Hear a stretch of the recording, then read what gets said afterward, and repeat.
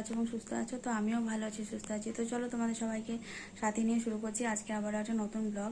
তো এখন হচ্ছে সন্ধ্যাবেলা, এখন বাজে মোটামুটি ওই 7টা বাজতে যায়, 6:30 নাগাদ সন্ধ্যা টন্ধা দিয়েছে, আমি দিনে সন্ধ্যা দিয়েছে মা। আর এখন আমি একটু বসেছিলাম, দুপুরবেলাতে একটু ঘুমিয়েছিলাম মোটামুটি ওই 4টে 4:30 দিকে। ঘুমাই না ঠিক, দুপুরবেলা একটু শুয়ে থাকি, ফোন টোন দেখি, তারপরেই যদি একটু চোখটা লাগে তো ওইটুকুই আর কি। আর এমনিতে আজকে তো প্রায় সকাল থেকে বৃষ্টি হচ্ছে, সকাল থেকে না, বৃষ্টিটা হচ্ছে কালকে রাত্রে থেকে, ভোরের দিকে অনেকটাই বৃষ্টি হয়েছিল। তো এখন এই সকাল দিকে মোটামুটি একটু কম ছিল, কিন্তু দুপুরের দিক থেকে আবারও শুরু হয়েছে। এখন মোটামুটি বৃষ্টি টুকটাক টুকটাক করে পড়ছে। তো চলো, এখন যেহেতু 7টা বাজতে যায়, এই টাইমটা তো আর সেরকম কোনো কাজ থাকে না, তো একটু চা করব ভাবছি। এখন চা করব, খাবো আমি আর মা দুজনেই আছি এখন বাড়িতে।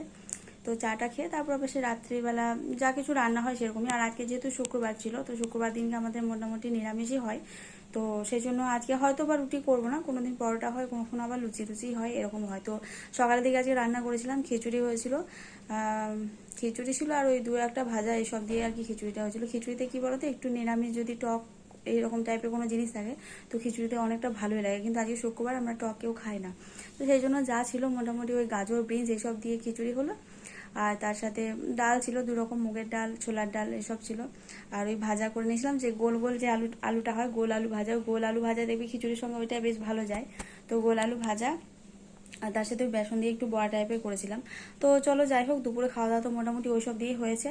তো এখন একটু চাটা বানাই। তো জীবনে আমরা যতই বড় হয়ে যায় না কেন, যতই কিছু সমস্ত কাজ নিজে করতে পারলেও মায়ের হাতের কোনো কিছু বানিয়ে দেওয়া বা করে খাওয়ানো, এটা কিন্তু একটা আলাদাই আনন্দ আছে, তাই না? তাই যতদিন পর্যন্ত নিজের এই কাছের মানুষগুলো সাথে রয়েছে, কাছে রয়েছে, ততদিনই মনে করতে হবে যে না, আমরাও অনেক ঈশ্বরের ব্লেসিংস।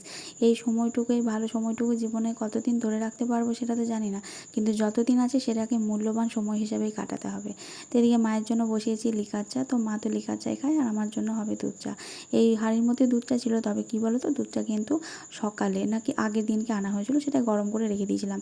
আমাদের বাড়িতে দুধ মোটামুটি চায়ের জন্যই থাকে, তাছাড়া এখন তো গরমের সময়, এখন আর রাত্রেবেলা দুধের প্রয়োজন পড়ে না। তো চলো, চাটা এদিকে বানিয়ে নিয়েছি। আগে সন্ধ্যাবেলা কি হতো, অনেক কিছু টিফিন করতাম, কিন্তু এখন যেহেতু দুপুরে খাওয়াটা অনেকটা দেরি করে হয়ে যায়, তো সেই জন্যই সন্ধ্যাবেলায় আর সেরকমভাবে কিছু খাওয়া হয়ে ওঠে না। আবার মাঝে মধ্যে কখনো ইচ্ছা হলে তবেই কিন্তু কিছু একটা বানিয়ে খাই, এই হচ্ছে ব্যাপারটা। তো সকাল থেকে সন্ধ্যা আমাদের এই মধ্যবিত্ত পরিবারে শুধুমাত্র কাজের মধ্যে দিয়েই দিনটা শুরু হয়, আবার কিন্তু কাজের মধ্যে দিয়েই দিনটা এসে গিয়ে শেষ হয়। তো চাটা বানিয়ে নিলাম, এখন এই চাটা একটু বসে বসে খাবো, তারপর হচ্ছে রাত্রে বাকি যা কাজ থাকবে সেগুলোকে মোটামুটি শুরু করে দেবো।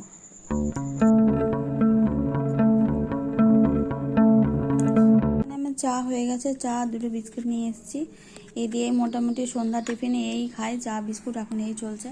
আর এখানে দেখো কড়াই আছে আর একটু পাঁপড় আছে, পাঁপড়টা দোকানের কেনা, কিন্তু কড়াই বলতে তোমরা কি বলো আমি জানি না, কিন্তু এটা হচ্ছে গম দিয়ে বানানো হয়, গম ভিজিয়ে তারপর সেটাকে শুকিয়ে কিছু করে, হ্যাঁ, মিক্সিতে পেস্ট করে তারপর এটা বানায়। আর জানি না তোমরা কি বলো না বলো, তবে এটা আমার মা বানিয়েছিল, অনেকদিন বানিয়েছে, যার জন্য এগুলো আর আগের মতো ফোলে না।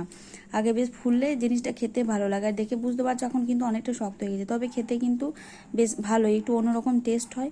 মোটামুটি স্ন্যাক্সের জন্য ইভিনিংয়ের একটু টুকটাক জল খাবারে বেশ ভালোই লাগে। এই আগের দিনই আমরা ঠিক করে রাখি যে কালকে কী কী রান্না করা হবে, কারণ রান্না করার ব্যাপারটা কিন্তু একটা আলাদাই টেনশন কাজ করে, যে হ্যাঁ কালকে কী রান্না করবো। আর রোজ রোজ তো এক খাবার ভালো লাগে না, তবে দেখবেন এমনিতে নন ভেজ করার থেকে ভেজের যে দিনগুলো পড়ে, মানে ওই নিরামিষ খাওয়ার দিনগুলোতে আমার মনে হয় একটু বেশি ঝামেলা হয়, যে কী রান্না করব না করব একটু বুঝে পাওয়া যায় না। মাছ মাংস হলে বা সেই দিনগুলোতে অনেকটা সুবিধাই হয়, তখন তুমি 2-4টে রান্না না করলেও কিন্তু কোনো অসুবিধা নেই।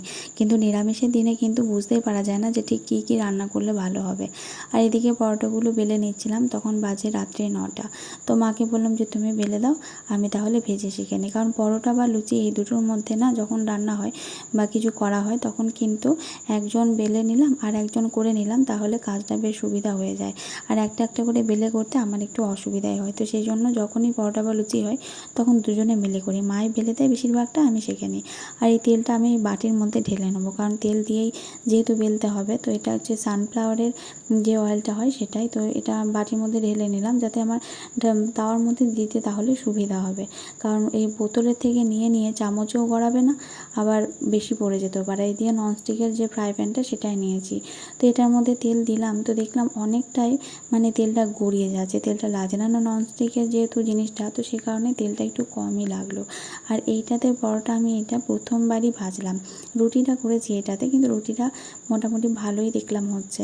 তবে কি পরোটাটা আমাদের অন্য আরেকটা তাওয়া আছে, তো সেটাতেই আমরা করতাম যদিও, কিন্তু ওটা করতে করতে মানে একটু পাতলা টাইপের হয়ে গেছে। তো সেই জন্য ভাবলাম যে এগুলো তো ইউজ করা হয় না সেভাবে, তো সেই জন্য এটাতেই করছি। তো চলো, এই ছিল আজকের মোটামুটি রাত্রের ডিনার। এই পরোটাটা হয়ে গেলেই হয়ে যাবে। আর আছে হচ্ছে ঘুগনি আছে, তো সেগুলোকে গরম করে নেবো।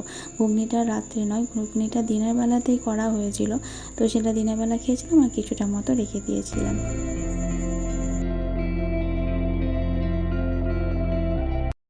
সকালের দিকে রান্নাটা আমার খুব একটা সময় হয়ে ওঠে না করার, তো সেই কারণে সকালের দিকটা মা করে। আর এই রাত্রের দিকে প্রত্যেক দিনকে রান্না হোক বা যাই থাক, সেটা কিন্তু আমি নিজেই করার চেষ্টা করি, কারণ সকালের দিকটা আমার কিছু কিছু কাজ থাকে, সেই জন্য মাও আমাকে দেয় না। তবে রাত্রেবেলাটা হ্যাঁ আমি নিজেই করার চেষ্টা করি, কারণ আমাদের উচিত যে আমাদের যারা বয়সে বড় রয়েছেন বা বাড়ির লোক, তাদেরকে আমরা নিজেরাই সাহায্য করব। তো এখানে আমি রাত্রে রান্না সব কিছুই মোটামুটি কমপ্লিট, পরোটাগুলো সব হয়ে গেছে, এটার মধ্যে রেখে দিলাম, তাহলে গরম থাকবে, হটপটেই রেখে দিলাম। আর কিছু কিছু লাস্টের দিকে এগুলো একটু শক্ত থাকে, আর আমি এটা বের করে মুছে নিয়েছি যাতে ভিতরে জলটা না থাকে। জলটা থাকলে কি হয়, শেষেটা একদম ঘেমে যায়। আর এখানে দেখো অনেকটা কিন্তু তেলটা বাড়তি হয়ে গেছে, এতটা পরিমাণে তেল আমার একেবারে লাগেনি। আর এখন শুধু হচ্ছে এখানে ঘুগনিটা গরম করতে দিয়েছি। ঘুগনিটা অবশ্য দিনের ঘুগনি, সকালবেলা হয়েছিল, তো সেটা এখন এখানে ফ্রিজের মধ্যে রাখা ছিল, যে জন্য একেবারে জমাট বাঁধা টাইপের হয়ে গেছে। এর মধ্যে একটু জল দেবো, দিয়ে গরম করে নেব। তো রাত্রের জন্য মোটামুটি পরোটা, ঘুগনি, বাসার মিষ্টি আছে, এই হচ্ছে আজকে রাত্রে খাবার। তো চলো এটা এখন গরম টরম করে নিই, তারপর এখন খেতে বসে যাব। এখন মোটামুটি বাজে হচ্ছে 10টা।